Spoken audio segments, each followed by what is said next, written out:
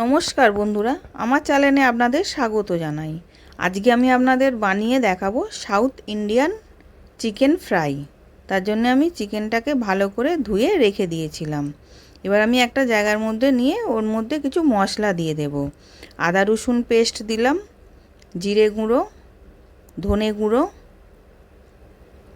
গোলমরিচ গুঁড়ো, কাশ্মীরি লঙ্কা গুঁড়ো, হলুদ গুঁড়ো, আধখানা লেবুর রস দিয়ে দেব। দিয়ে এবার ভালো করে মেখে নেব। মেখে আমি আধ ঘন্টা চাপা দিয়ে রেখে দেব। এবার ওর মধ্যে গরম মশলা গুঁড়ো দিলাম, দিয়ে মেখে আধ ঘন্টা চাপা দিয়ে এবার রেখে দিয়েছিলাম। এবার আধ ঘন্টা পর আমি দেখাচ্ছি। কড়ার মধ্যে সাদা তেল আর 1 চামচ ঘি দিলাম। দিয়ে এবার ফোড়নে দিলাম শুকনো লঙ্কা, দারচিনি, গোটা জিরে, মৌরি আর গোটা সর্ষে ফোড়ন দিলাম। এবার ফোড়নটা ভালো মতন ভাজা হয়ে গেছে। এবার আমি পেঁয়াজ কুচোনো দিলাম, দিয়ে পেঁয়াজটাকে ভালো করে ভেজে নেব।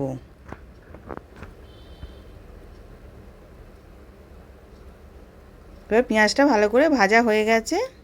এবার আমি মাংসটাকে দিয়ে দিলাম, দিয়ে জোর আঁচেতেই আমি ভেজে নেব মাংসটাকে।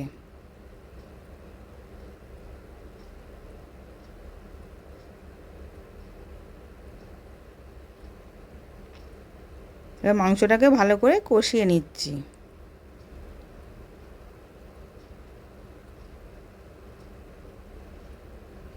এবার ভালো করে কষানো হয়ে গেছে। এবার স্বাদ মতন নুন দিলাম, সামান্য একটু বিট নুন দিলাম, কিছুটা কাঁচা পেঁয়াজ দিলাম, কাঁচা লঙ্কা কুচোনো দিলাম, কারি পাতা দিলাম, আদা রসুন পেস্ট দিলাম 1 চামচ, দিয়ে ওটাকেও ভালো করে মিশিয়ে নেব।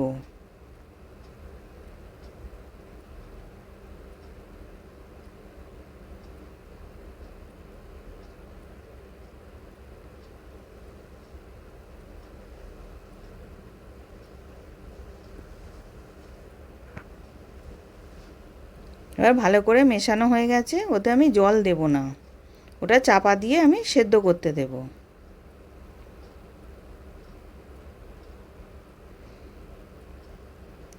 এবার চাপাটা খুলে দেখলাম কতটা জল বেরিয়েছে, দেখুন। এবার আমি জলটাকে শুকনো করে নেব। এবার জলটা শুকনো হয়ে গেছে। এবার ওর মধ্যে আমি ধনে পাতা কুচি, কারি পাতা দিলাম, দিয়ে ভালো করে মিশিয়ে নিচ্ছি। মিশিয়ে এবার নাবিয়ে নেব। এবার রেডি হয়ে গেছে। এবার আমি নাবিয়ে নিচ্ছি। এবার সার্ভ করার জন্য রেডি। আশা করছি ভিডিওটা ভালো লেগেছে। আমি হাজির হব আর এক নতুন রেসিপির সাথে।